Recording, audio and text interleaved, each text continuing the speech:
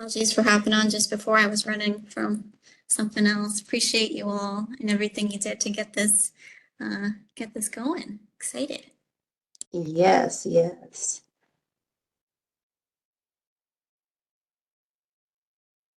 Well, good morning, everyone. It is now 11 a.m. I want to thank everyone for joining us for Philanthropic Investment Trends in the U.S. South.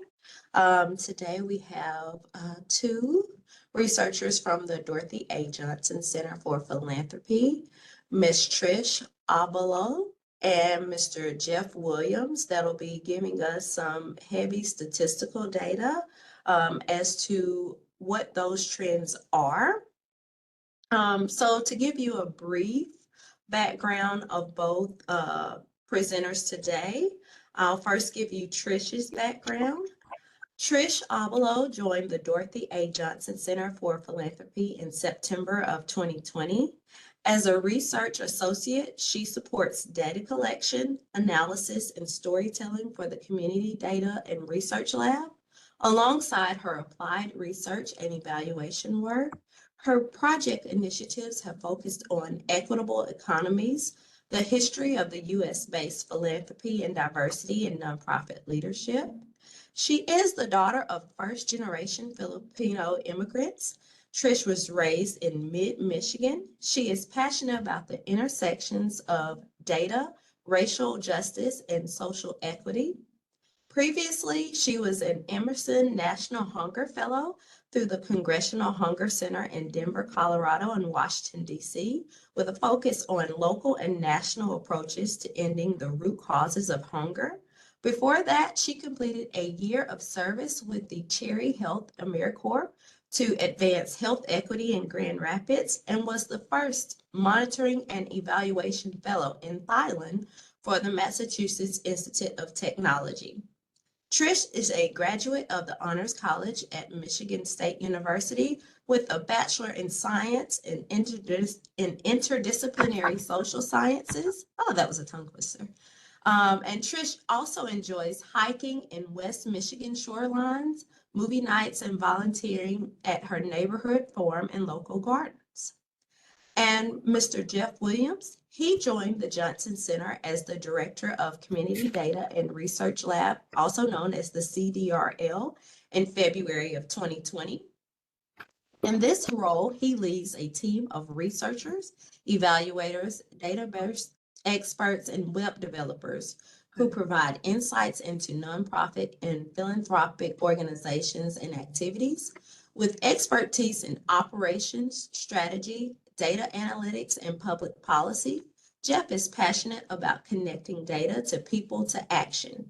He oversees the CDRL's annual research agenda, as well as relationships with partner organizations and communities. Jeff also serves as a member of the Johnson Center's leadership team. Previously, Jeff served in an executive leadership role as a nonpartisan public policy firm, Public Sector Consultants, and at Michigan Saves, a nonprofit dedicated to making energy improvements easier. He currently serves on the board of directors for Michigan Virtual and the Wharton Center for the Performing Arts. He is also a member of the Research Advisory Network of the National Center of Nonprofit Enterprise and the Michigan Alice Research Advisory Committee.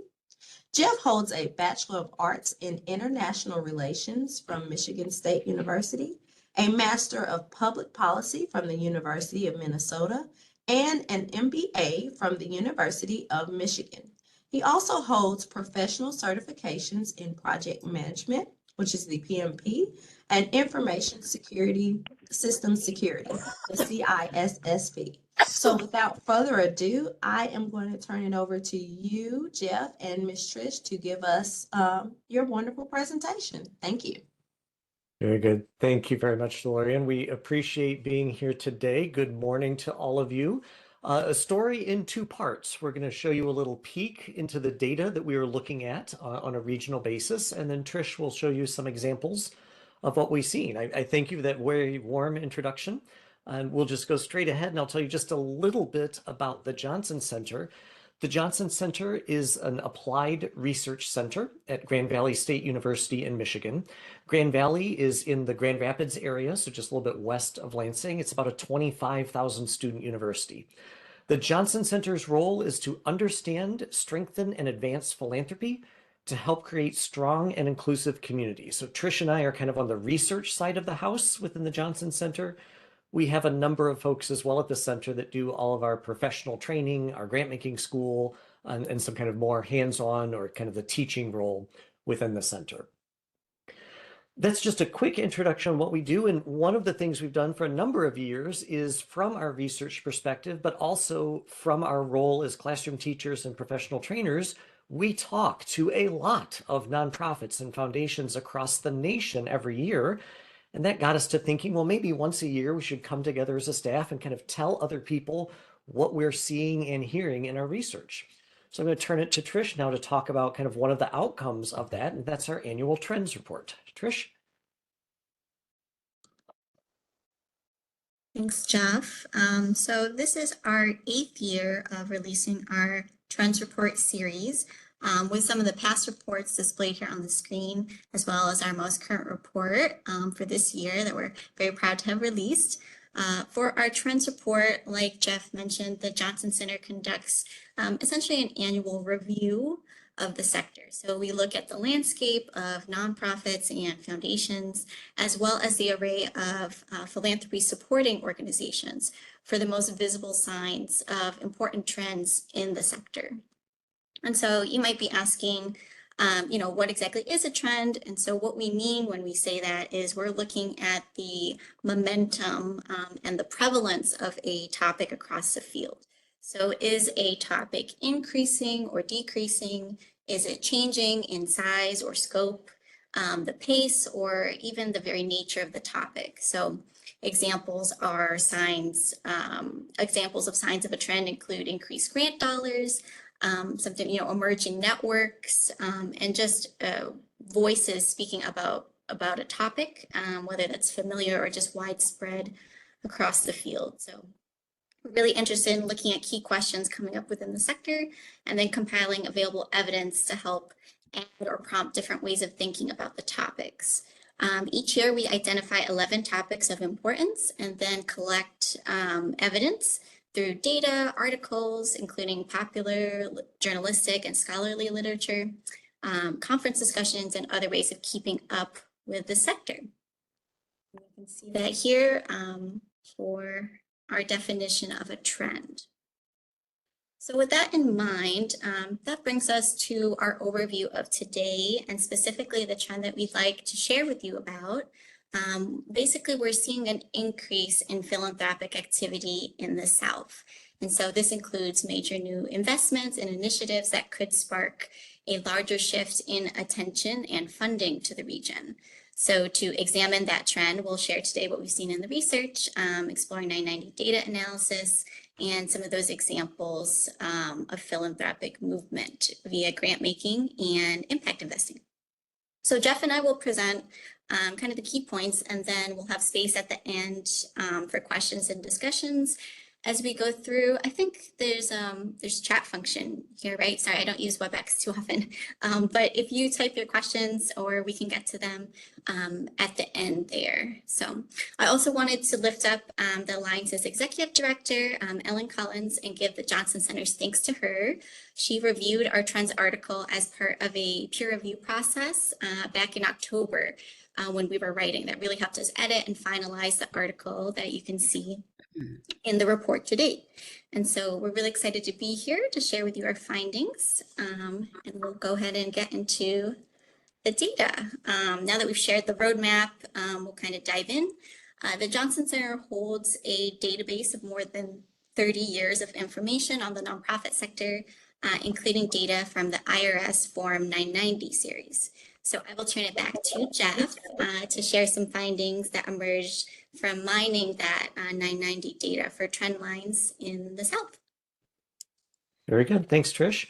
So I'm going to give a little bit of a "you are here" kind of style presentation, and that is to actually show you what the South looks like on a regional basis when we're talking about nonprofits and philanthropy And then we're looking at these massive, massive data sets pulled from the 990s, or what's called the business master file from the Internal Revenue Service.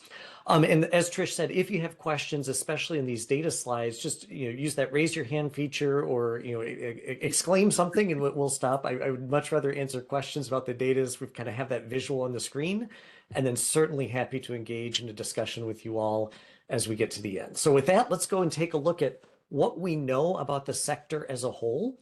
And we look at the 990s. So let's take a look at the growth in nonprofits in the United States from 1989 to 2022.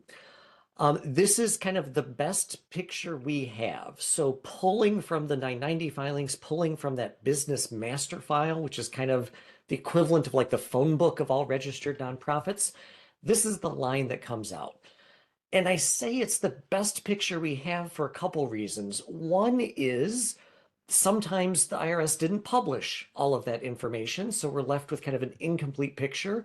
Other times they invented a whole new form, like the 990N, what used to be called the postcard filing. So depending on your size of nonprofits, in some of these years, you may not have been counted, in other years, that data set was added. So this is kind of aggregating up every place that we know that counted nonprofits, and this is the line chart that comes out. You can see it's upward slanting and to the right, so we know that nonprofits have been growing as a sector across time. And what we know too is if we start out with about 600,000, we go forward about a decade and that number doubles. We go forward another decade and it goes up by about 50%, and then we see our first kind of big pothole. And we see a decrease, a sizable decrease in 2012, where the number of nonprofits drops down.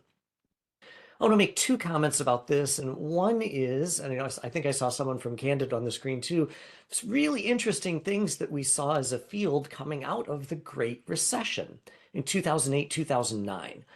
So this is basically, you're seeing a picture, that kind of W in the middle of this line chart that's otherwise pretty level. That's the picture of the echo of the Great Recession. Great Recession in 2008, meaning it's to the left of that peak. But then the decline in nonprofits really hit in 2012. And you might be thinking, well, why did it take almost 3 or 4 years for that pothole to appear? The answer is because it's an artifact of the data. The IRS automatically decertifies a nonprofit when they don't file for 3 years. So count on your fingers, 2009, 2010, 2011, what do you know? Many nonprofits that didn't survive the Great Recession kind of got recorded as not surviving when the data caught up to it in 2012. So that divot, you can kind of roll backwards, roll it to the left a little bit in your mind. Most of those nonprofits that didn't survive were smaller nonprofits. We actually nationally saw almost no change in the number of 990 filers, meaning those nonprofits that have $250,000 a year or more in revenue were basically unaffected through the Great Recession. They got smaller, but they didn't disappear. So that hit was really at the smallest nonprofits. But again, if you kind of look at that line across time, you can see that, yeah, that there was the divot, there was the pothole, it's shaped like a W, and then here in 2022 and 2023, we've basically recovered all the ground that we had lost as a sector. So that's the picture overall of the nation as a whole. Let's go a little bit deeper and say, what do we know about the change in nonprofits in the United States versus in the Southern region? And in the trend that we described, we defined how we called the Southern region, completely granting that different folks have different definitions. I was talking with DeLorean as we started. I lived several years in Minneapolis, right on the banks of the Mississippi River. And I was clearly told when I lived in Minnesota that Minnesota sometimes counts itself as part of the Midwest and other times counts itself as part of the Great Plains. So all of those kind of regional definitions vary, but we've defined what we counted as the South. This screen we're going to show you, this is the 1989 count, number of nonprofits in the USA in total on the left. And then we broke that figure down. So 661,000 in total, 500,000 were outside of the South, and 168,000 in the South. So those right-hand two bars basically take the left bar and put it in two pieces, in the South or not in the South. If we go forward to the end of the study, this is what the picture looks like today. The change in nonprofits in the United States everywhere but the South, and then in the South. And visually, it looks like, wow, everybody grew, and just with our eyeballs, it looks like they grew at about the same amount. And this is where statistics can deceive our eyes. So that growth rate, if we look at the distance between the bars from 1989 to 2022, that vertical gap was about 170%, so just shy of doubling in the United States as a whole. But the growth rates, that's an average change of all the 50 states. When we break that down and say, well, how quickly did nonprofits grow everywhere but the South? We find the answer is it's a smaller growth rate. So if the average is 170 and everywhere else grew at 150, you kind of know right away it means that the only way the average can be higher is if the South was just an engine of nonprofit growth. And that's exactly what we see. In the roughly 30 years from 1989 to 2022, looking at the number of registered nonprofits, according to the IRS and other data sources, the number of nonprofits in the South increased by 230% compared to 150% everywhere else in the nation. So that's a major change. You outperformed not only the national average, but all of the other regions in the growth of nonprofits in the South. Part of that reason is the South is also growing in population. Of all of the regions in the United States, other than the far West, the South is clearly where there's been major population growth across that same period in time. So again, in 1989, rolling that clock back 30 years, the South was about 1/3 of the population, 31%, just a little shy of a third. Today, it's a little over a third, 35%. And the number of nonprofits grew as well. So right now, as a researcher, I would say most of the outperformance in the South, in terms of the number of nonprofits, is a quickly growing region, is primarily driven because there are more people in the South. Nonprofits follow people. You have to have people, in an area, and that's when nonprofit activity really goes. So because the South is attracting population, it's also attracting organizations. Well, when you attract organizations, what you'd also like to see is that those organizations are getting bigger or getting a broader scope, and kind of how are they doing? And here's where that kind of second part of the story really comes into play. And that's where we're not seeing Southern nonprofits grow as quickly as their national peers. So an increase in the number of nonprofits, but we're not seeing that kind of economic activity with Southern nonprofits. This graph is showing just the average of nonprofit assets. So take all the nonprofits in the United States, what are their average assets, and then what are the average assets of just the nonprofits in the South. And you can see those two lines not only diverge, but that divergence is getting a little bit bigger as we come closer to where we stand today. So there is a gap between the size of the assets of an average nonprofit in the South versus in the United States. If you think back to your elementary or most likely middle school math class, and what do you remember about averages? And that is that they hide variance. So what I know as a researcher is only about 1 in 6 nonprofits actually files the 990, which means 5 of every 6 nonprofits in the nation has revenue below $250,000. So if 75% of the universe, 80% of the universe has total revenue below 250 grand, that tells me there are some just monstrously large nonprofits. Think the Mayo Clinic. Think like I'm sure there's a hospital system in Alabama or Mississippi, major foundations attached to hospital systems or universities. Those are so big, they pull that average far away from what a typical nonprofit looks like. So let's look at the median instead. So in the next slide, we've just flipped that data over. Median, as you may recall, is where half of the information is above the line and half of the information is below the line. So half of all nonprofits, here you can see that line, have revenue of roughly 200,000 and below. And the other half of nonprofits have annual revenue, or in this case, annual assets of 250,000 or above. Here, the two lines, the South median to the national median, are much tighter. But again, we see a little bit of a spread in the more recent years. So as a researcher, if I know that people are growing and going into the South, the number of nonprofits is catching up at the South, yet the gap is getting a little bit bigger, that tells me simply that there are probably more younger, smaller nonprofits in the South than in other regions. If you're gaining people, you're probably also gaining the younger nonprofits. There's more, think of it like business creation. There's more churn in the South, more new activity than in other regions, primarily because, again, you're growing population. One last data picture I want to show you, and this again is another interesting little tidbit in the South. When we look at, there are three different lines. The red is the median, solid line is the USA, the nation, dotted line is the South. So when we look at the median, there's just a very tiny, tiny difference between the South and the US as a whole.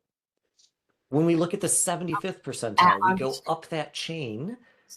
Now we see a little bit more of a gap, and then look at that gold line. The gold line is the 90th percentile, where 90% of all nonprofits are smaller than that number, and you're in rarefied air. Only 1 in 10 nonprofits falls above at that gold line. Notice that the South is, it's close to the median, but when we talk about kind of the biggest nonprofits, which is also a proxy for saying the oldest nonprofits, we see the South lagging behind. So there's a little bit of a gap, and where I can pin that gap is the biggest nonprofits appear kind of more frequently everywhere but the South, and the South is lagging behind, especially in the largest nonprofits when we look at assets. So putting it all together and kind of concluding the You Are Here story, overall, there's an increase in the number of nonprofits in the United States, again, from the best information we have available. And you saw that line, kind of a rapid increase across the 30 years, at a pretty much a good steady rate. It really doesn't vary too much year by year. And even though population and nonprofits in the South are growing, and they're growing faster than in the rest of the nation, the nonprofits are smaller. The nonprofits don't appear to have as many assets at their fingertips. And I would say I'm pretty sure the answer is going to be, if we dug one step deeper, it's going to be because the nonprofits are younger. There are more newly created nonprofits in the South than in other regions. Basically, it's because of time. If Southern nonprofits are newer, they have not had the decades to accumulate wealth and assets as they have in other regions. Think of this like a marathon race. If you start a marathon 10 minutes behind the lead runner, you're 10 minutes behind the lead runner for a long time until you reach that point in the race where the lead runner's legs starts to get tired and you're still fresher because you started 10 minutes later. So I do think if you come back and visit in 30 years, and I will bet you that those lines will have touched. And if anything, I'll also further bet that the Southern line will probably eclipse. It will be higher than the national average simply based on the economic engine that is the Southern United States right now. But assets, like compound growth, they take a while to come into effect. So if the South continues to kind of under-resource in philanthropy, that gap risks becoming kind of permanent or structural, versus if we can kind of harness the current changes and innovations that we're seeing. And again, as Trish, and that's where we're headed up and setting up Trish here, is we're seeing from where we sit a lot of philanthropic innovations in the South. Again, mostly because of an influx of population, which is causing an influx of newer and younger nonprofits. The silver lining of not having as many old nonprofits means your nonprofits are more willing to take risks. They're not dragging around a wagon of 20 or 30 years of organizational history. They're kind of able to adapt more quickly to the current political, the current economic, the current social needs environment of communities. I'm going to pause there before I hand it over to Trish and just stop and see if you have any questions about kind of the You Are Here picture, kind of what we're seeing when we just do a data look at the South as an entire region, kind of one big macro view.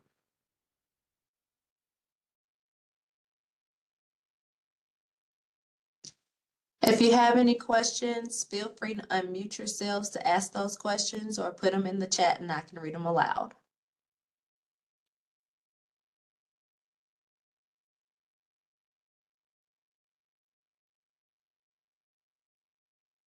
Very good.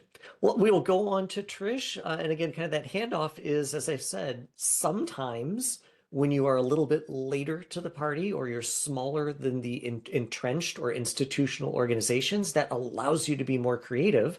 And Trish is going to share with you some of the innovations and the examples from the field that we saw as we did our research. Thanks, Jeff. So hopefully we painted some pictures for you. That data gave us context, right? And so that context will now help us highlight some examples of that promising grant making and impact investments going on in the South. And so overall, we're finding that when viewed with the population data and the nonprofit growth data, there are some significant calls and there's action from institutional philanthropy to move money within and into the South. And so to start, we analyzed grants data as part of the report using data from Candid and Philanthropy Southeast for 2014 and 2019, which was the most recent data available at that time of the analysis. I think now they have 2020 and 2021 data available. But on this slide, we see a screenshot of the current dashboard, which we used for our analysis to download the data and look at all the great grant making data they have available. Quick data note, again, like Jeff echoing the boundaries of how we define the South and its multiplicity of ways we could do that. We used the Southeast region for this analysis because we found that the states comprising it made up the largest portion of the South with the given data. Also want to note that updates might have also occurred since we did our analysis. But that data from Candid indicated that there was a 51% increase in overall giving to the Southeast region from 2014 to 2019. And so, for example, giving has more than doubled in several priority areas. We found that within human rights giving, there was an increase from 136 million to over 330 million. And other examples within community and economic development, going from less than 500 million to a little bit over 1 billion. So behind this percentage increase, Candid data showed that almost 11,000 foundations in the Southeast awarded over 230,000 grants, totaling about 5.5 billion in 2014, right? So this analysis is looking at that 5-year period. And that while when we looked at the data, the number of overall foundations decreased across that time period, and awarded actually less number of grants, the overall amount increased with those totals shown there of 5.5 billion in 2014 to 8 billion in 2019. And so again, echoing what Jeff was talking about, we found this to be an indication that tides are shifting, where giving is growing at a faster rate compared to other regions. And so to illustrate that upward trend, I'll show 4 examples here that we talk about in the report. There are also these examples, right, of grant making work being done. So the first example is the Southern Power Fund, which since 2020 has moved over $18 million to 375 entities across the South, as well as Puerto Rico, since November 2020, so a little bit later than the onset of the pandemic. And this is significant because it's showing some of that activity since, again, that onset of COVID in this recent period that we're looking at. The next example comes from a national funder. So the Ford Foundation announced a $75 million commitment in 2021 for new grant making for and with the South. So almost half of that actually included $36 million raised by its historic social bond initiative, where the foundation became the first foundation to issue a designated social bond within the domestic taxable bond market. for those funds. And so that commitment nearly doubles the Ford Foundation's regional investment since 2016, another example of recent significant activity. This next example comes from a philanthropic intermediary, the Hive Fund for Climate and Gender Justice. Since their founding in 2019, the fund has moved more than $50 million to organizations working to transition that region to clean, renewable energy sources. And so this is an example that we're seeing of an innovative way to ensure that short-term and long-term sustainability in the region. And then lastly, for our grant making examples, we're also seeing broad scale conversations amongst foundations to work together. So the executive director of the Arthur M. Blank Family Foundation in 2021 announced their intention to rapidly increase their Southern grant making to, quote, produce a ripple effect as their executive director worked to attract other grant makers to the South. And so these kinds of examples, again, are illustrating some of that grant making going on in the region. And the last thing that we'll talk about here is about impact investing. And so within this realm, we're seeing momentum in the South in the past 5 years and have 4 examples as well.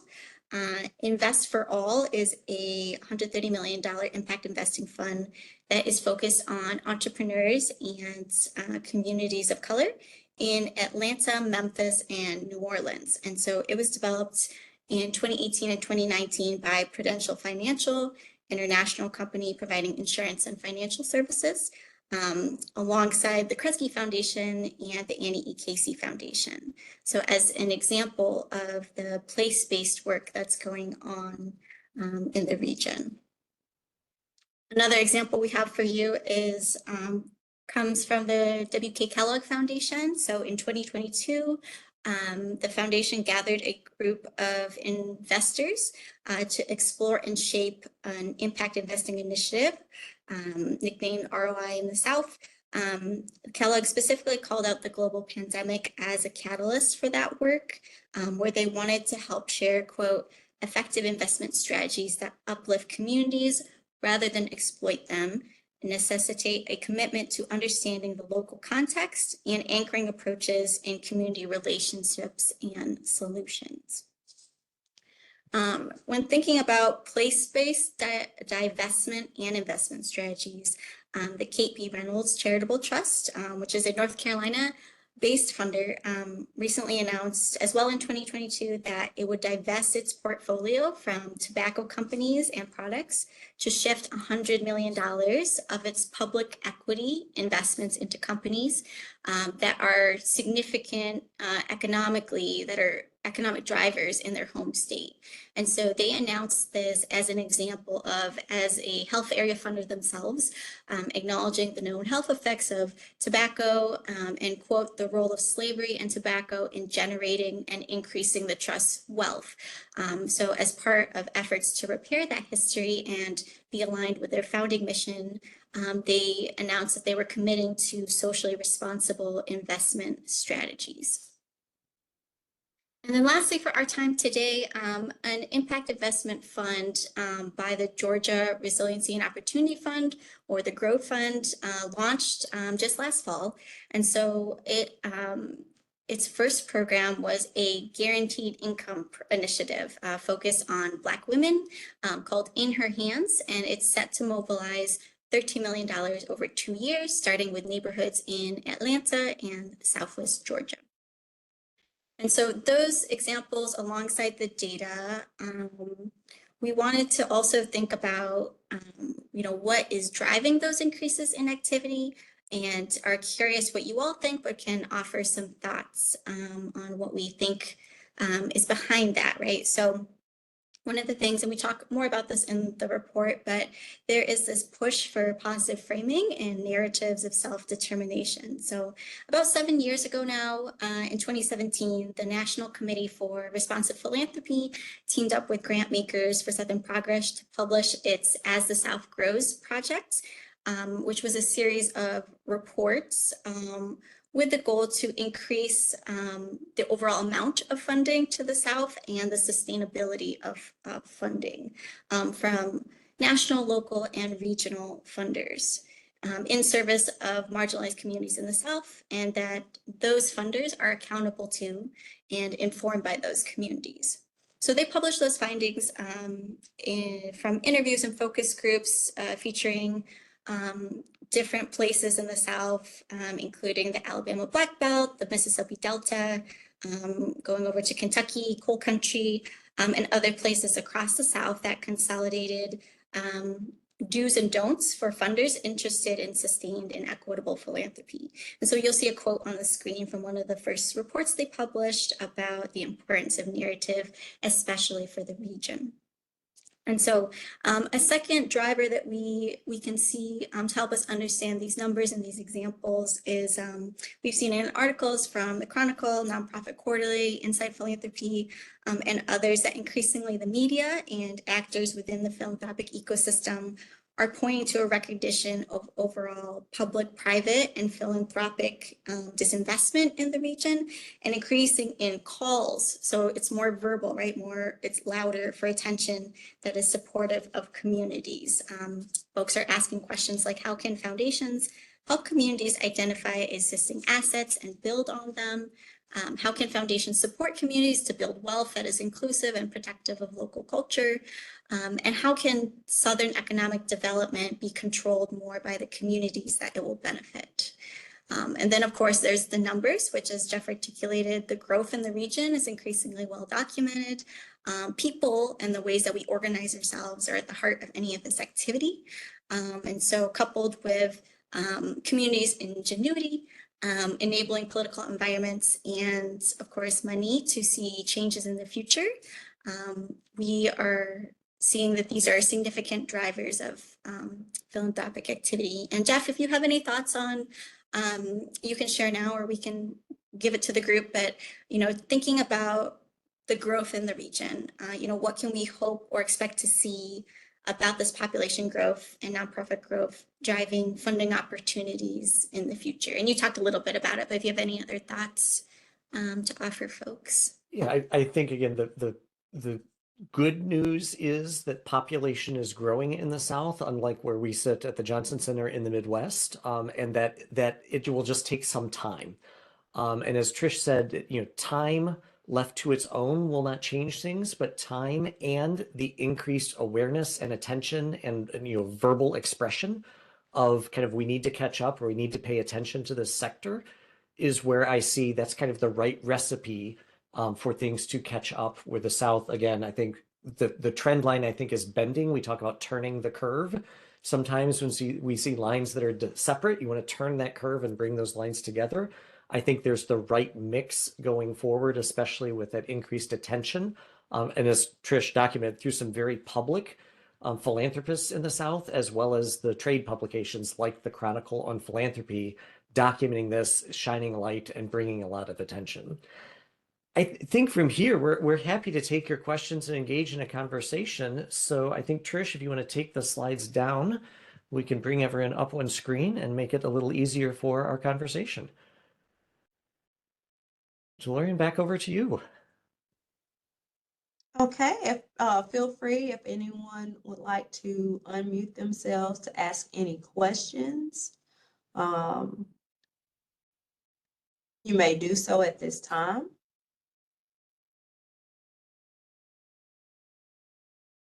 I got one question that popped up in the chat that was sent to me privately. What role do the grassroots movements and community organizations play in influencing the philanthropic trends and priorities?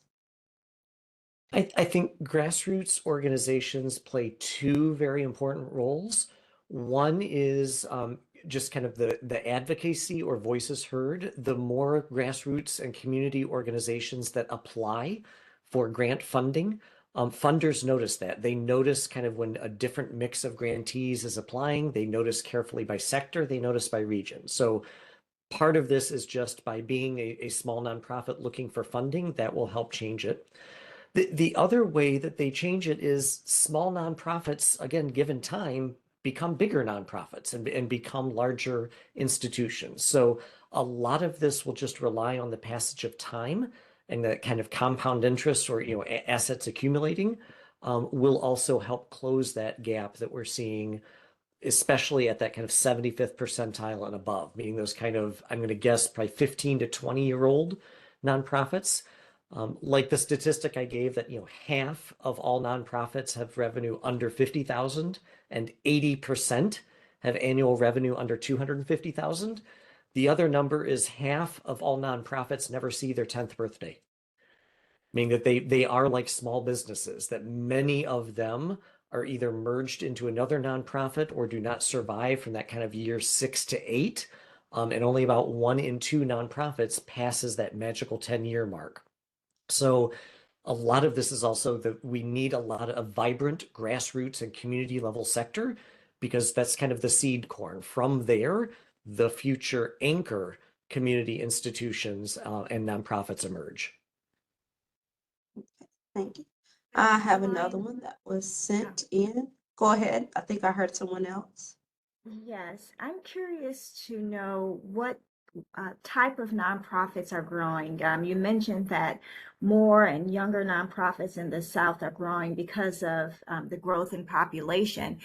Do we have a breakdown of the type of nonprofits that are growing? Is it in education? Is it in health? What area? 3 answers. One is I have not directly looked at that in the South. So my next 2 answers will be my best guesses based on other trends. Answer number 2 is we don't really have a good idea because the sector designation is kind of really poor as applied. And again, a nonprofit may start and kind of when it is certified by the IRS, they may be categorized as an education nonprofit. 5 years later, they pivot and they're really more of a health and human service agency. And many times those codes don't get updated. And again, Candid does a great job of doing their best to update those codes. But again, that's only as kind of good as the information that flows through the IRS and makes it to folks like Candid Charity Navigator, GuideStar, kind of the other sources that we all use for data.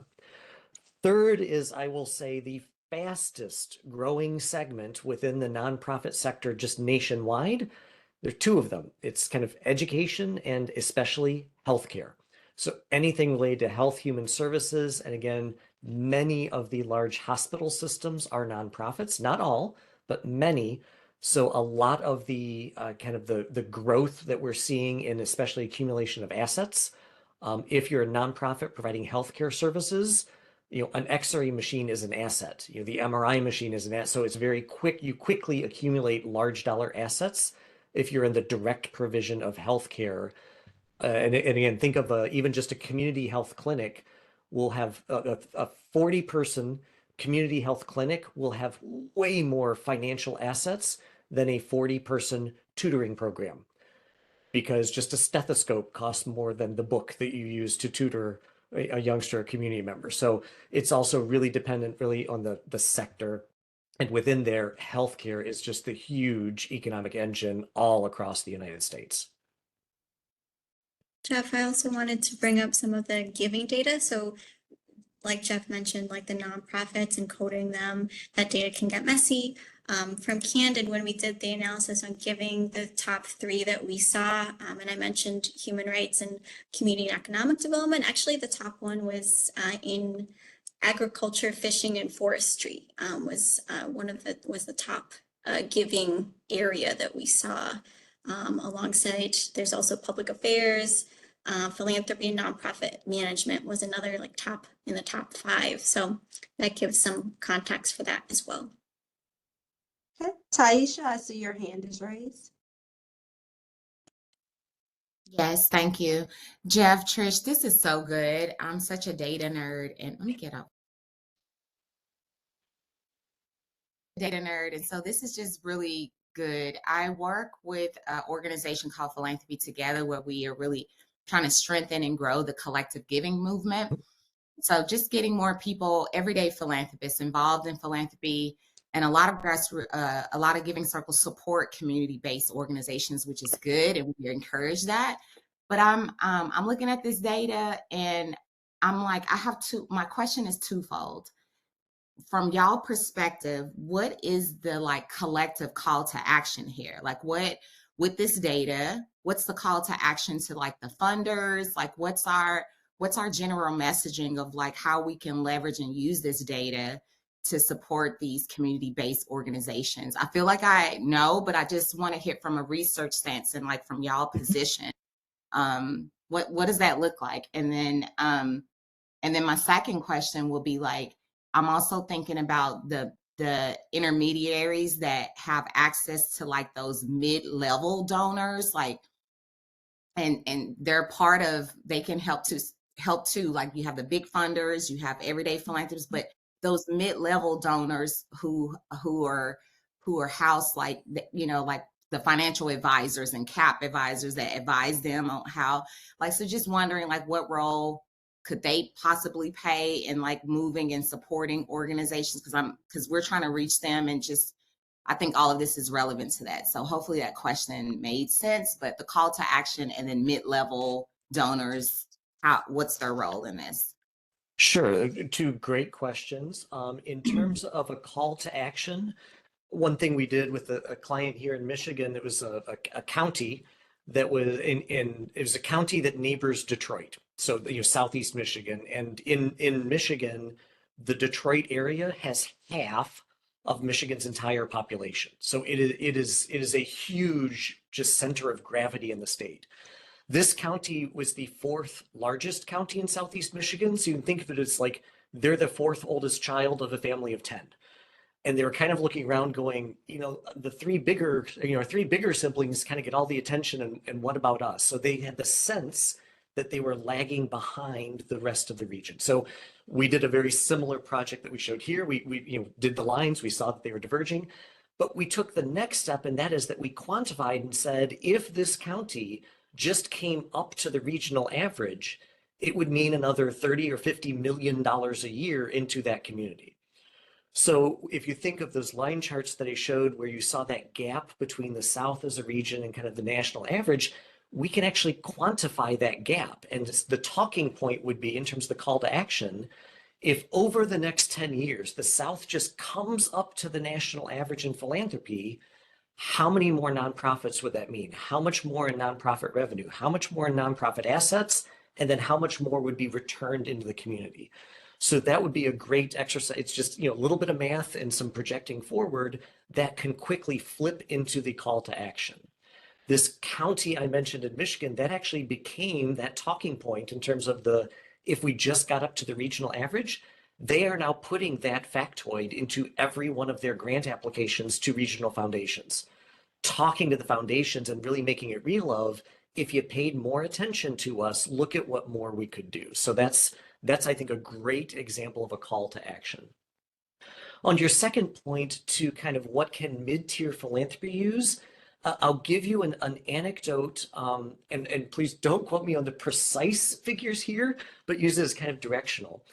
And we learned this through a study we had done of donor advised funds, which are often housed at community foundations all across the nation.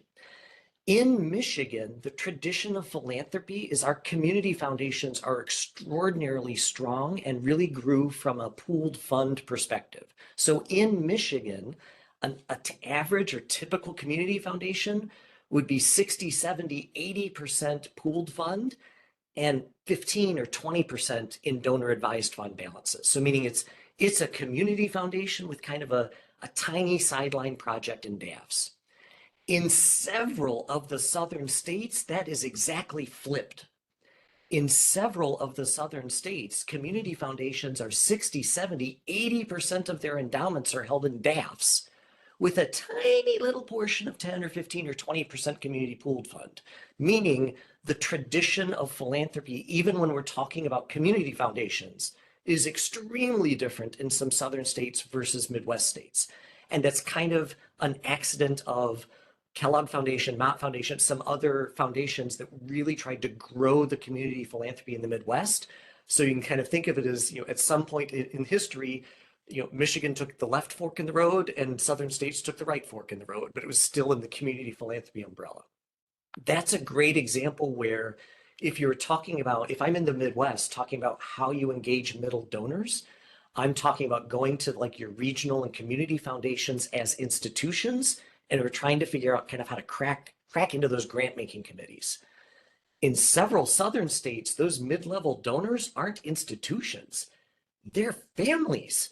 They're individual people represented by local community foundations, and that's a very different approach to asking for giving. So I think in several southern states, it's almost, you need to think of the mid-level ask is not really to an institution, it's trying to get through the institution to people, to individual families. And to come right back to your comment about Philanthropy Together and giving circles, you're kind of well suited to have those conversations. You're already thinking about how do you reach individuals through a giving circle. So it's kind of like the bank shot approach to a tangential approach to raising money. So that's what I would say in the South. It's really thinking beyond the institution to the folks that lie behind it. And again, using the DAF example just as a kind of an anecdote and a case study. And again, don't quote me on those solid percentages, but it's in that direction. Jeff, no, that's like extremely helpful, because I think you're spot on as we're thinking about like with the DAFs, especially with the South, of knowing that that's where the majority of the money is being housed in, is within those family foundation and those individuals. That feels a right time to talk about values. I think I'm thinking like, those values based, because it's individuals, right? As opposed to like the Midwest, you go into institutions, you have to go through the board. It's like a whole bigger, so it's a ripe opportunity for all of us to be thinking about like how we can, I don't know, it's like heart and mind shifts or something like that has to take place at that individual level to untap those resources that are housed, within those DAOs that are owned by families and such. I think that's a great point. And if I can just give two shameless and selfless plugs for the work of the Johnson Center. One is we're actually working on a project right now about giving circles, and I believe it's with Philanthropy Together. So our wonderful colleague, Michael Layton, is working on that. So I think in the next few months, we'll be publishing some new national research about giving circles. And second, Trish and I are both a little sleep deprived this morning, because literally at 8 o'clock this morning, Johnson Center was part of a team that released a new national study on donor advised funds. The study that dropped this morning is the single largest independent study of DAFs ever conducted in the nation.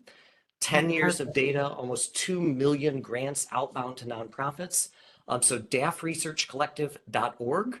Or if you jump on LinkedIn, I think we'll have a Chronicle of Philanthropy article either later today or tomorrow, but you should see this national study on DAFs hopefully in your feeds in the next few days. That is brand new data that just dropped this morning at 8 o'clock. And as you said, it gives new insights into donor advised funds and the transactions. Because if you know anything about the 990s, everything's aggregated. You can't see that account or family level data. Through some wonderful participation of more than 100 institutions around the nation that gave us access to their data anonymized, we can see that transaction and individual account holder data that's simply not available from the IRS. Trish, if you can pop that into chat, but it's dafresearchcollaborative.org. Trish will put in the link into the chat where that research is, and we'll also follow up with DeLorean with some of the posts and things that went out this morning. And sorry, Jeff, thank you for lifting up the Giving Circle research. I just, shameless plug for me as well, with Philanthropy Together. We are working together, and we would invite all of you to kind of save the date for April 2nd at 9 Pacific Standard Time. You can go to our website at philanthropytogether.org.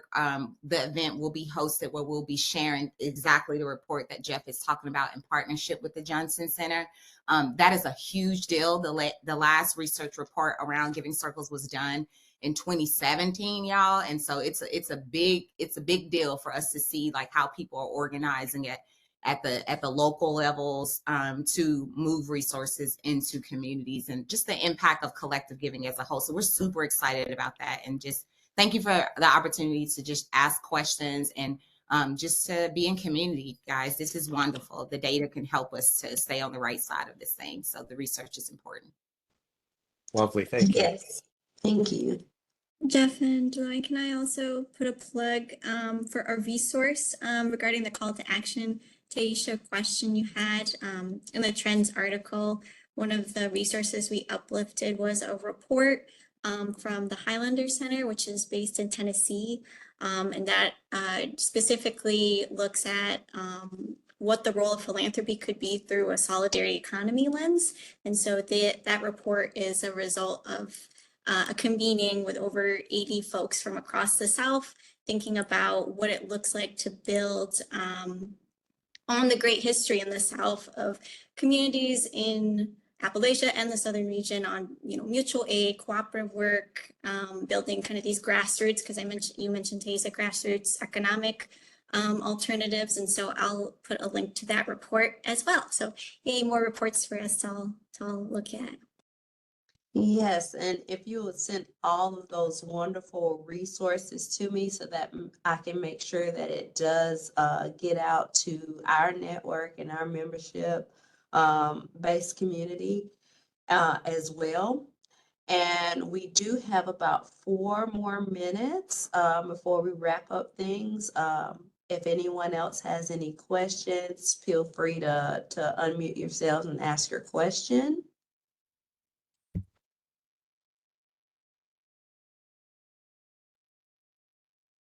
Okay, well, just a couple of announcements before we actually leave today. We do have upcoming on February 23rd, we have the Be Challenge process for nonprofits. This is a virtual meeting for you to learn how you can participate in the broadband equity accessibility deployment. That will be from 10 a.m. to 11 a.m. And then on March the 7th, we do have our Alliance monthly membership orientation from 11 a.m. to 12 p.m. And that'll be led by Bailey Bible, our membership and constituent services. So if you're thinking about membership with the Alliance, please feel free to join that meeting. It is free of charge. And then on March the 12th, we do have our Human Resource Essentials for Nonprofits. That'll take place from 10 a.m. to 12 p.m. with our wonderful trainer, Sheila Farr. The price for that is $25. And then on March the 14th, we do have Empowering Women Leaders, Mastering Communication, Connections, and Positive Leadership in Nonprofits from 1 p.m. to 2:30 p.m. And the trainer will be Dr. Stephanie Dugood. So again, if you have any more announcements, feel free to pop them in the chat. Email me directly at delorean.king@alliancems.org, or you can also send any of those resources or announcements to the training@alliancems.org website, and we can get them to the places that they need to be. So again, thank you, Trish. Thank you, Jeff, for your participation in today's webinar and giving us that wonderful data. I want to thank all of the participants for joining as well and asking your questions. It's been a very fruitful discussion. And again, I want to give you a couple of minutes back in your day. So without further ado, I will see you all soon at our next engagement. Thank you. Thank you.